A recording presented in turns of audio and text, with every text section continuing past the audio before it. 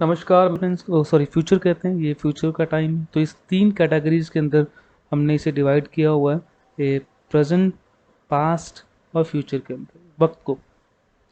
तो पहली बात तो ये, तो मैं आपको भी टेंसेस सिखा नहीं रहा हूँ, सिर्फ टेंस की समझ तैयार करने की कोशिश कर रहा हूँ। टेंसेस मैं आपको वन बाय वन डिटेल के अंदर आने वाली वीडियो के अंदर ज़रूर करवाऊँगा, तो थोड़ा वो पजल मत होइएगा। हाँ, बट मैं थोड़ा बहुत इसके बारे में आपको ज़रूर बताऊँगा ताकि आप इस बात को समझ सकें और आपके दिमाग में इस चीज़ की समझ बन सके कि टेंसेस है क्या असल के अंदर। ठीक है जी। तो फर्दर इन कैटेगरीज के अंदर जब हम टाइम को डिवाइड करते हैं, तो टेंस को इसी वक्त के हिसाब से फिर फर्दर सब कैटेगरीज के अंदर डिवाइड किया है गया है, जिसे जैसे आप कहते हैं सिंपल प्रेजेंट टेंस या फिर इनडेफिनेट भी कहते हैं। ठीक है जी। उसके बाद परफेक्ट है, फिर परफेक्ट सॉरी फिर उसके बाद कंटिन्यू है, फिर परफेक्ट है, और उसके बाद परफेक्ट कंटिन्यूस है। तो इन कैटेगरीज के अंदर इन्हें फिर फर्दर बांटा गया है। तो अगर हम सिंपल प्रेजेंट टेंस की बात करें, जिसे आप इनडेफिनेट टेंस भी कह लेते हैं, कई बुक्स में इनडेफिनेट भी लिखा होता है, तो ये टेंस वर्ब के साथ एस और ईएस लगाता है। इसमें डिटेल में इसको ज़रूर करवाऊंगा। ठीक है जी। तो वर्ब के साथ बेसिकली एस और ईएस लगाते हैं, तो ये किस लिए यूज़ होता है कि जहाँ पे कोई चीज़ डेफिनेट नहीं है, एक्शन कब होना ये डेफिनेट नहीं होता। जैसे कि ही गोज़ टू स्कूल, वह स्कूल जाता है। तो इस बात को समझिए कि जब हम ये कहते हैं कि वह स्कूल जाता है, इसका मतलब हम उसके बारे में बता रहे हैं कि वो स्कूल जाता है, वो जा नहीं रहा है। जैसे कि शाम को किसी ने आपसे पूछ लिया कि आपके कोई रिलेटिव का बच्चा स्कूल जाता है, तो आप कहते हैं हाँ वो स्कूल जाता है, बट वो जा नहीं रहा है ना, उस वक्त तो नहीं जा रहा है, बस आप बता रहे हैं कि वो जाता है, वो रेगुलर ये काम करता है। ठीक है ना, हैबिट्स जो उसकी है कि ये रेगुलर उसने जाना ही जाना, ये जाता है। पर उस वक्त जा रहा है नहीं, बताने के वक्त वो गया हुआ नहीं है या जा नहीं रहा है, पता आपको होता है कि वो जाता है, वो ये काम करता है। ठीक है। लेकिन वहीं कॉन्टिन्यूस के अंदर अगर आपने किसी से पूछ लिया कि वो स्कूल कहाँ जा रहे हो, वही तो वो कह रहा है कि I am going to school, it means कि वो उस टाइम उस वक्त वो एक्शन हो रहा है और वो जा रहा है। ठीक है। कॉन्टिन्यूस के अंदर ये फ़र्क है। कभी कभी ही गोज़ टू स्कूल, वो स्कूल जाता है और वो स्कूल जा रहा है, इसका फ़र्क करना थोड़ा सा कई बार मुश्किल हो जाता है। तो ये बस ध्यान में आप में रखना है कि जब हम कहते हैं ही गोज़ टू स्कूल, तो उसका मतलब ये हुआ कि वो स्कूल जाता है, मगर उस वक्त हो सकता है वो स्कूल ना जा रहा हो। हम सिर्फ उसके बारे में बता रहे हैं कि वो जाता है। ठीक है ना। वो गाना गाता है, तो जरूर थोड़ी ना कि उस वक्त वो गा रहा हो। हम सिर्फ बता रहे हैं हाँ वो गाना गाता है भाई। ठीक है नहीं, तो सिंगर वो गाना गाता है, गायक है। इसी तरीके से अगर हम कह रहे हैं कि he is singing a song, इसका मतलब उस वक्त वो गाना गा रहा है। ठीक है, ये कंटिन्यूस का है और आपको शायद इसकी क्लैरिटी होगी हो। तो सेकंड इसका कंटिन्यू है, जो मैंने अभी आपको समझा ही दिया है। ठीक है ना, कि जो चीज़ काम चल रहा हो रहा हो, और पास्ट में जो काम हो रहा था। ठीक है ना। तो जैसे ही वो सिंगिंग अ सॉन्ग, कि वो गाना गा रहा था। ठीक है। तो इस तरह परफेक्ट है। परफेक्ट आप जो ये शब्द सुन रहे हैं, परफेक्ट इसका मतलब पूरा नहीं, मतलब ये नहीं कोई चीज़ एक्यूरेट है या फिर एग्जैक्ट है। परफेक्ट का मतलब सिर्फ इतना सा है कि कोई चीज़ कंप्लीट हो गई है, कोई चीज़ परफेक्ट है। परफेक्ट का मतलब यहाँ पे ये है कि कोई चीज़ कंप्लीट होगी। ठीक है ना। लेकिन बहुत सी चीज़ें ऐसी है जो कंप्लीट हो जाती हैं, लेकिन फिर भी हम उसे पास्ट में लेके नहीं जाते। जैसे आपका कोई की खो गई हो, तो आप कहते हैं कि मेरी चाबी गुम हो गई है। चाबी गुम हो गई है या चाबी गुम हो गई। आप ये नहीं कहते कि मेरी चाबी गुम हो गई थी। हालांकि चाबी गुम हो गया, होने का जो एक्शन है वो हो चुका है, बात तो जो एक्शन हो ही गया वो पास्ट हो गया ना।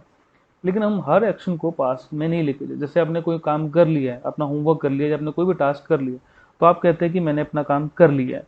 ये नहीं कहते कि मैंने अपना काम कर लिया था। दूसरी बात, इंग्लिश पूरी तरह से आपकी मदर लैंग्वेज के अंदर चेंज नहीं हो सकती।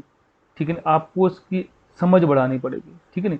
अगर आपने ये कहना है कि ये काम मैं कर चुका हूँ या ये मैंने काम कर लिया है, तो इंग्लिश के अंदर वो सेंटेंस प्रेजेंट परफेक्ट के अंदर ही लिखा जाएगा, has have been, has have के साथ ही लिखा जाएगा।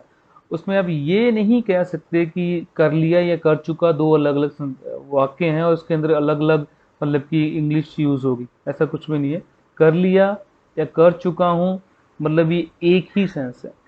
दूसरी बात, ये प्रेजेंट परफेक्ट हो गया। तीसरी बात प्रेजेंट परफेक्ट कंटिन्यू, की कुछ काम हो चुका है उसका कुछ पार्ट, और अभी वो काम चल रहा है। कोई काम आप कर रहे हो पिछले 2 घंटे से, इट मीन्स कि कुछ पार्ट तो आपने कंप्लीट कर लिया होगा ना उस काम का, उस सेक्शन का, अभी बाकी बचा हुआ है तो आप उसे कर रहे हो। तो जो कुछ काम थोड़ा हो गया हो और कुछ बचा हो, तो उससे मैं बताना हो कि मैं पिछले 2 घंटे से ये काम कर रहा हूँ। अगर आप पिछले 2 घंटे से ये काम कर रहे हैं तो आपने कुछ काम उसका कंप्लीट कर लिया होगा, तो आपने बताना कि अभी तक ये काम चल रहा है, पूरा नहीं हुआ, तो हम उसे प्रेजेंट परफेक्ट कंटिन्यू के अंदर लेते हैं कि कुछ काम हुआ भी है इसलिए परफेक्ट है, कर लिया है कुछ काम, और अभी वो काम अभी तक पूरा खत्म नहीं हुआ है, तक जारी है, तो वो कंटिन्यू भी हो जाता है। ठीक है जी। दूसरा है पास्ट के अंदर, तो सिंपल पास्ट है, और इसका कंटिन्यू पास्ट है जिसके अंदर वर्ब वर्ब प्लस आईएनजी की फॉर्म। आईएनजी याद रखिए हमेशा ये इंडिकेट करने के लिए होता है कि कोई काम अभी तक जारी है या चल रहा है या चल रहा था। ठीक है, हिंदी के अंदर रहा की जो सेंस है वो आईएनजी के साथ ही निकलती है। दूसरी बात, हैड है, ये पास्ट में है। ठीक है जी, हैड बीन है जी, काम पिछले 2 घंटे से चल रहा था, यानी कि वो कुछ काम कंप्लीट भी हुआ और पिछले पास्ट में वो चल रहा था। ठीक है जी। अगर आपने इतनी सी समझ बना ली है तो ये कुछ मैं आपके सामने सेंटेंसेस आपके स्क्रीन के ऊपर अभी आएंगे, तो आप ज़रा उन सेंटेंसेस को इसके साथ, इस चार्ट के साथ रिलेट करने की कोशिश करो। ठीक है जी। तो मेरा पहला सेंटेंस आपके सामने है, a book is kept on the table. A book is kept on the table. इसका मतलब ये है कि किताब टेबल पर रखी हुई है, पड़ी हुई है या रखी हुई है, एक ही मतलब। अगर मैं इस सेंटेंस को चार्ट के अंदर देखूं जो आपकी स्क्रीन पे रिफ्लेक्ट हो रहा है, आपको दिखाई दे रहा है, तो यहाँ पे मैंने वर्ड यूज किया द बुक इज है, और इसको मैं इज को देखूं पूरे चार्ट के अंदर तो इज सिर्फ एक जगह पर है चार्ट के अंदर, कंटिन्यू टेंस के अंदर। ठीक है, तो इज तो आ गया, तो ये भी इज आ गया, प्रेजेंट में है, ठीक है। और इसके बाद ये कह रहे हैं कि इज के साथ एक्शन होगा, कोई के साथ वर्ब के साथ आईएनजी की फॉर्म लगेगी। अब ये बुक इज कैप्ट, कैप्ट एक वर्ब है, बट ये थर्ड फॉर्म है, कीप का कैप्ट है, मतलब कीप के साथ आईएनजी यहाँ पे नहीं लगा हुआ। तो क्या ये ग्रामेटिकली सेंटेंस रॉन्ग है? दूसरी बात, एक दूसरा सेंटेंस आपके सामने रख रहा हूं मैं, this chapter has been divided into two parts. ये चैप्टर दो पार्ट्स के अंदर या दो भाग के अंदर विभाजित किया गया है। अगर मैं इसी सेंटेंस को टेंसेस के अंदर देखूं तो हैज लगा हुआ है, हैज है, हैज के साथ थर्ड फॉर्म आनी चाहिए, तो थर्ड फॉर्म डिवाइडेड तो है लेकिन इसके साथ बीइंग लगा हुआ है। चलिए अब आगे देख लेते हैं। इसी चार्ट के आगे में परफेक्ट कंटिन्यू है जिसके अंदर हैज है, बीन भी है, लेकिन वर्ब की फर्स्ट फॉर्म है और हमारे पास यहाँ पे वर्ब की थर्ड फॉर्म है। ठीक है जी। ये और जो मैं आपको बताना चाह रहा हूँ ये दोनों ही सही है। मेरे कहने का मतलब ये है कि जो सेंटेंसेस आपके सामने लिखे हैं, the book is kept on the table, the chapter has been divided into two part, ये दोनों ही सेंटेंसेस ग्रामेटिकली सही हैं। ठीक है जी। वो पैसिव वॉइस है जो मैं आपको आप सेंटेंसेस देख रहे हैं, इन्हें पैसिव वॉइस कहते हैं, हालांकि इसका अलग से चैप्टर है और ये पढ़ाया भी जाता है। ठीक है, इसके द्वारा काम किया गया, this work has been done by Ram है, व्हाटएवर। ठीक है ना, तो ऐसे ही सेंटेंसेस सिखाए जाते हैं, लेकिन जब तक हम ये यहाँ पर पहुँचते हैं तब तक इतने पजल हो जाते हैं कि हम अगला पिछला सब कुछ भूल जाते हैं। ये सेंटेंसेस मैं आपको इसलिए दिखा रहा हूँ कि जो मैक्सिमम इंग्लिश लिखी जाती है वो पैसिव वॉइस के अंदर लिखी जाती है, वो इन टेंसेस के अंदर नहीं होती। इसलिए आप जब इंग्लिश पढ़ते हो तो आप हमेशा कंफ्यूज भी रहते हो कि यार ये हैज बीन हैव लिखा हुआ है, या ये यहाँ पे एक और सेंटेंसेस आपके सामने रखता हूँ, ये देखिए जरा। तो ये सेंटेंसेस है, two person were killed in the accident. दो इंसान दुर्घटना में मारे गए। अब यहाँ पे वॉज है तो थे नहीं हो जाएगा, ये मारे गए, ये पैसिव वॉइस है। इसी को आप जरा इस चार्ट के अंदर देखें तो वॉज वर्ब तो है, लेकिन साथ में क्या लगना चाहिए चार्ट के हिसाब से आईएनजी, लेकिन यहाँ पे वर्ब के थर्ड फॉर्म में, ये एक पैसिव वॉइस है। बहुत इंग्लिश जो आप बुक्स वगैरह में देखते हो वो पैसिव वॉइस ही होती है, ठीक है जी। उसमें बहुत कम ऐसे टेंसेज होते हैं जो प्रेजेंट के अंदर, ये जो आप चार्ट देख रहे हो ना, ये टेंसेज इसमें होते हैं, अदरवाइज वो पैसिव वॉइस के अंदर ही ज़्यादातर होते हैं। तो ये कंफ्यूजन हमेशा ही बनी रहती है कि इसमें वॉज लगा है, वोर लगा है, और ये शायद ये पास्ट का सेंटेंस टेंस होगा, तो ऐसा होता नहीं। अब आपके सामने मैं एक और सेंटेंस रख रहा हूं, देखिए जरा। ही हैज बीन प्रमोटेड, यानी कि उसकी प्रमोशन कर दी गई, कर दी गई, या वो प्रमोट हो गया, ठीक है जी। अब इसी को आप टेंसेस के अंदर चार्ट के अंदर लिखें, हैज बीन है, लेकिन बीन के साथ टाइम होना चाहिए, वर्ब की आईएनजी भी होनी चाहिए इसमें, वर्ब में थर्ड फॉर्म में, जबकि यहाँ पे फर्स्ट फॉर्म के साथ आईएनजी होनी चाहिए, और टाइम होना चाहिए जो कि यहाँ पे अवेलेबल नहीं है। ये भी पैसिव वॉइस है। आगे देखते हैं एक और सेंटेंसेस आपके सामने। He can write a letter, वह पत्र लिख सकता है, वह पत्र लिख सकता है। इसे आप यहाँ देखिए कि कहीं भी आपको कैन नजर आ रहा है। एक और वाक्य, you should go to the market, तुम्हें मार्केट जाना चाहिए। तो यहाँ पे भी अगर आप टेंसेस के चार्ट में देखेंगे तो आपको कहीं भी शुड नजर नहीं आएगा। एक और सेंटेंसेस है, ही में ज्वाइन टुडे, शायद वो आज हमें ज्वाइन करे, तो मे भी यहाँ पे आपको नहीं मिलेगा। ये शुड वुड कुड मॉडल्स होते हैं जो, या आपका जो टेंस का चार्ट है इन्हें कवर नहीं करता, ठीक है जी। ये पहली तो अंडरस्टैंडिंग आपकी ये बनाना चाहता हूँ कि आपके जो टेंसेज है, अगर आप ये मान के चले कि मैं पूरी तरह सीख जाऊँ तो पूरी इंग्लिश मुझे आ जाएगी, और मैं ये सारे के सारे टेंसेज आप मिलेंगे आपको किसी बुक के अंदर या किसी न्यूज़पेपर के अंदर, तो ऐसा पॉसिबल नहीं है। आपको कलेक्टिव ये चीज़ें मिलेंगी, पैसिव वॉइस मिलेगा, एक्टिव वॉइस मिलेगा, नरेशन मिलेगी, ये टेंसेज मिलेंगे, मोडाल्स मिलेंगे, ठीक है ना। तो ये चीज़ें आपको कलेक्टिवली आपके किसी भी आर्टिकल के अंदर, कोई भी आप पढ़ रहे हैं कोई चीज़ के अंदर, आपको कलेक्टिवली मिलेंगे, ठीक है जी। तब हमारी कंफ्यूजन बढ़ जाती है, जैसे पैसिव वॉइस के आपको कितने ये दिखा रहा हूँ, तो ये वॉज वोर हैज बीन, ये सब कुछ लगा हुआ है इसके साथ, लेकिन ये आपके इस टेंसेस के सेंटेंसेस नहीं है ये। दूसरा, एक और मैं आपके सामने सेंटेंस रख रहा हूं, ही इज अ डॉक्टर, वह एक डॉक्टर।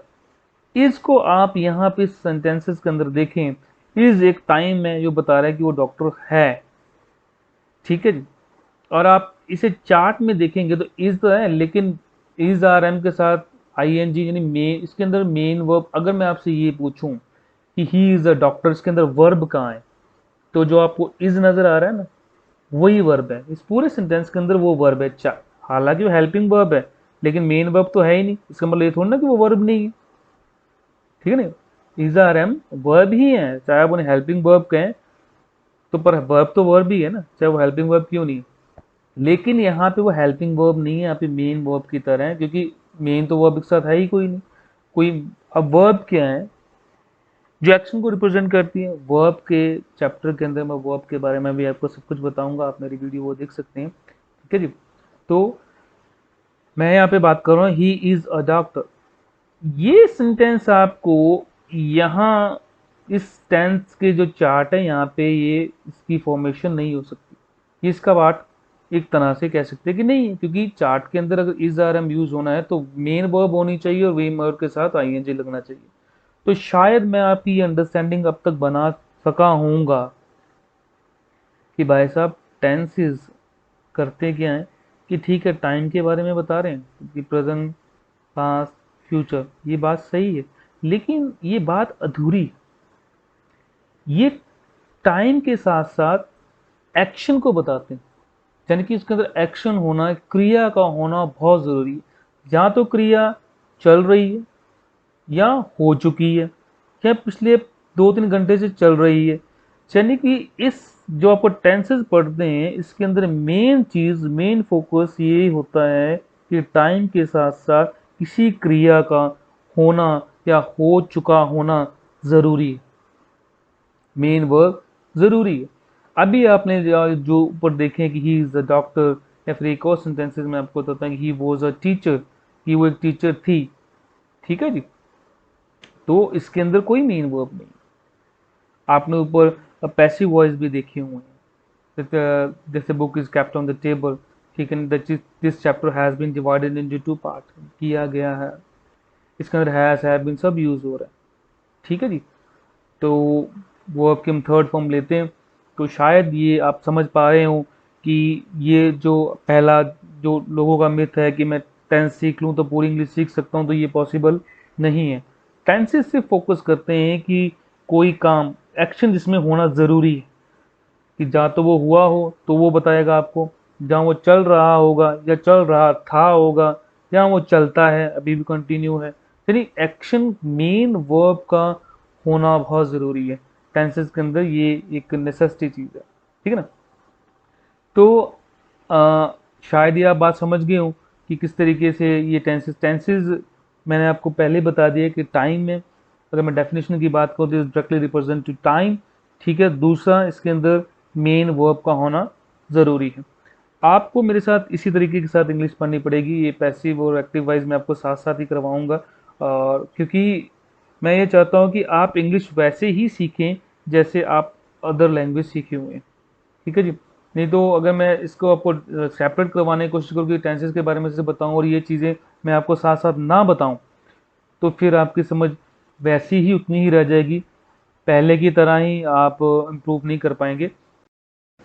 अब मैं आपसे सिर्फ यही कहूँगा कि टेंसेस सीखने से पहले आप जो ग्रामर की पहली इकाई है, फर्स्ट यूनिट जिसे कहा जाता है, पहले आप उसके बारे में जानें। तो जैसे कि लोग कहते हैं कि अल्फ़ाबेट्स के मिलने से एक वर्ड बनता है और वर्ड के मिलने से एक सेंटेंस सेंटेंस का निर्माण होता है, एक सेंटेंस फॉर्म्ड होता है। तो ये बात भी गलत है। तो पहले आप सीखें कि लेटर्स क्या होते हैं, अल्फ़ाबेट किसे कहते हैं, अल्फ़ाबेट का मतलब क्या है, लेटर्स का क्या मतलब है, फिर इसके कम्बिनेशन से वर्ड बनता है, और वर्ड के कम्बिनेशन से एक फ्रेज़ बनता है, फिर क्लाउज बनता है, फिर सेंटेंस बनता है, फिर पैराग्राफ बनता है। तो आप इस हायरार्की को समझिए। सबसे पहले आप जाने कि अल्फ़ाबेट क्या है, लेटर्स क्या हैं, फ्रेज़ क्या है, क्लाउज क्या है। ठीक है नहीं। तो उसके बाद आप इन टेंसेस के ऊपर आएँ तो आपको ज़्यादा अच्छा और बेहतर लगेगा। आपकी जो कॉन्सेप्ट है उसकी ज़्यादा क्लैरिटी होगी। तो नेक्स्ट वीडियो में कोशिश करूँगा आपको बताने की फ्रेज़ क्या होता है, हाँ जी, लेटर्स क्या है, अल्फ़ाबेट क्या है, और सब्जेक्ट किसे कहते हैं, ऑब्जेक्ट किसे कहते हैं, वर्ब को कैसे फाइंड आउट करना है। ठीक है। उसके बाद जो पार्ट्स ऑफ स्पीच है, एडजेक्टिव्स वगैरह सब, वो मैं आपको समझाऊंगा। तो मैं आप सबसे ही रिक्वेस्ट करूंगा कि अगर आप बेसिक से बिल्कुल सीखना चाहें तो प्लीज़ आप फ्रेज, सब्जेक्ट, ऑब्जेक्ट, ये जो नेक्स्ट वीडियो आएगी जिसका मैं पार्ट 1 करके डालूंगा, तो आप उसको ज़रूर देखें और वहाँ से आप इंग्लिश सीखना शुरू करें तो आपकी इंग्लिश और भी ज़्यादा बेहतर होगी। अगर आपको इस वीडियो से कुछ सीखने को मिला हो, कुछ आपकी समझ बनी हो टेंसेस के बारे में, क्योंकि टेंसेस तो मैंने अभी इसमें पढ़ा ही नहीं है, सिर्फ एक मिसअंडरस्टैंडिंग दूर की कि टेंसेस सीख लेने से सब कुछ पूरी इंग्लिश आपको नहीं आ जाएगी। और दूसरा जो लोग मिस हम बना लेते हैं वो दूर करने की कोशिश की है, थोड़ी सी समझ बिठाने की कोशिश की है मैंने इसके अंदर। अगर आपको थोड़ी बहुत भी हेल्प हुई हो तो आप प्लीज़ इस चैनल को सब्सक्राइब करें, बेल आइकन भी क्लिक कर दें। ठीक है ना, जहाँ की जो जब भी मैं नई वीडियो अपलोड करूँ तो आपको उसकी नोटिफिकेशन मिल जाए। और इसे लाइक भी करें इसको, और शेयर ज़रूर करें अपने दोस्तों के साथ, अपने भाई बहन बंधुओं के साथ जो छोटे हैं उनके साथ भी, ताकि वो भी इसको थोड़ा डिटेल में समझ सके, गहराई में समझ सकें। तो लास्ट में सिर्फ आपसे यही करूँगा, अपना ख्याल रखें, अपने माँ बाप का ख्याल रखें, अपनी हेल्थ का ख्याल रखें, और वृक्ष लगाएं, पर्यावरण को बचाएं। Thank you very much.